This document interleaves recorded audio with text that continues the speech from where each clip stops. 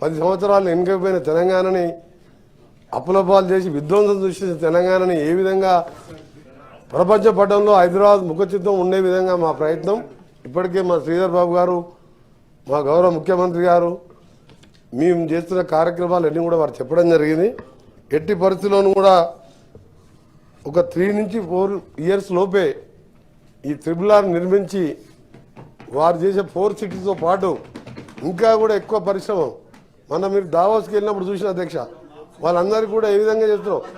అందులో ఒక Amazon company మీకు RRR గురించి కానీ ORR గురించి కానీ RRR కానీ ORR కానీ పివి నరసింహ ఎక్స్ప్రెస్ కానీ మా జైపాల్ రెడ్డి గారు కొట్లాడి తెచ్చిన మెట్రో సర్వీస్ గురించి కానీ హైదరాబాద్ గురించి కానీ మాట్లాడే అర్హత లేదు. మీరు ఏమైనా కట్టిన కాళేశ్వరాన్ని కూలేశ్వరంగా మార్చింది అది ఒక్కటి తప్ప మీరు ఏది మార్చలేదు. మీకు ఏ అవకాశం లేదు. హైదరాబాద్ డెవలప్మెంట్ అంట మాది.